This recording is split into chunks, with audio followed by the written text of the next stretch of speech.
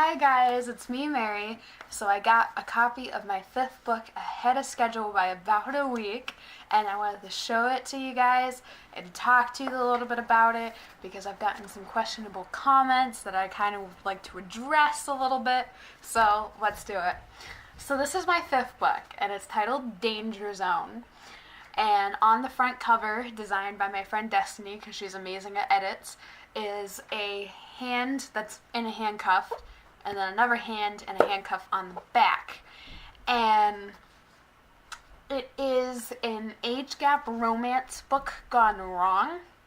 And if you don't know what an age gap is, it's a relationship where the two partners involved, or multiple, depending on the relationship, but where the partners involved have a huge age difference between them. Like, let's say 20 years, and one partner is 25 and the other is 45. You get the gist? Anyways, on the back there's a little awkward picture of me and a little biography. It says, Mary Whitney is an author with several books on Amazon. This is her fifth book to date. She is an advocate for the LGBTQA plus community, works in childcare, and is known for her YouTube videos. And a little description of the book on the back, which I will read to you, is this. Sierra Mills is back in town for a few days to visit family and attend her high school reunion when she runs into one of her old teachers the night of her reunion, Mr. Davis. Mr. Davis always had a reputation of trying to get with his students, and the administration would never take action against him. Sierra will do everything in her power to seek action against him, though she hits a few curveballs in the process of doing so. So one comment that I got about this book by someone who had only read a 2-page preview of this book, and this book is about 250 pages, so they decided to judge it off of 2 pages, and they said that it encouraged pedophilia. Now, obviously, I would not encourage something as disgusting as that. What the character Peter Davis represents is severe flaws, that's for sure. I don't know how to quite put it into terms of his mental state. It's very complex. It's concerning.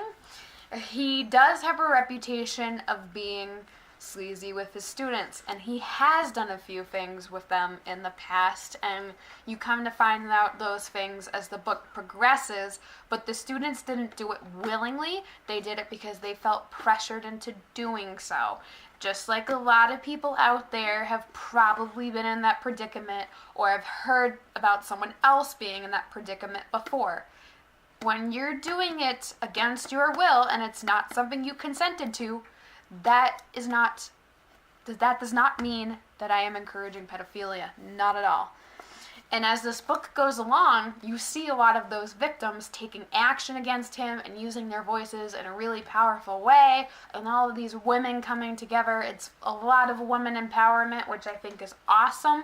Now, if this person had given this book an actual chance and read that, they would have realized that.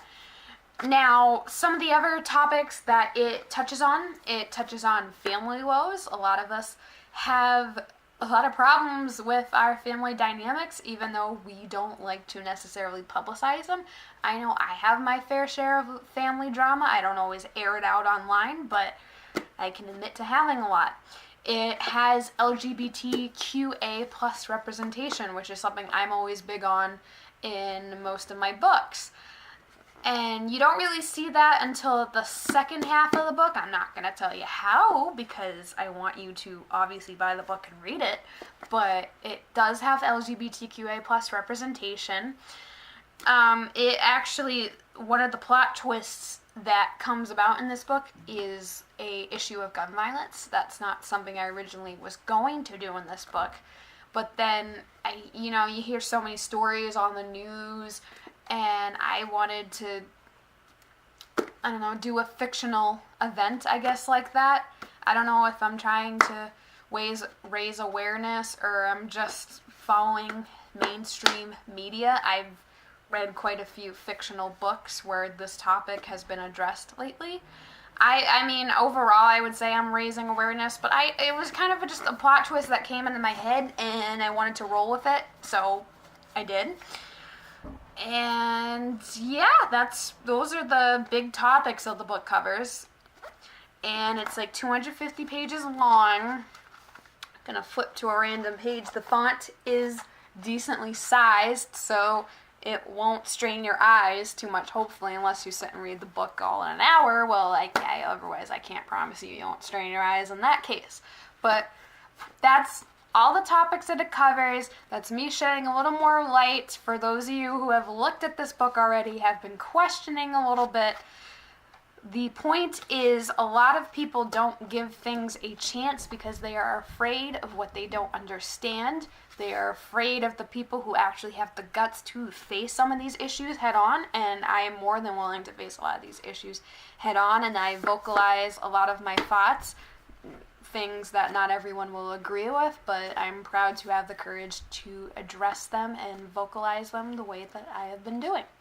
So I hope you like it. I hope you think it's cool. I hope you get it. And if you do get it, read the whole book before giving me a review, okay?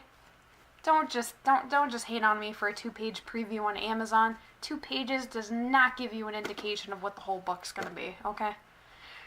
Take care. Goodbye. Au revoir.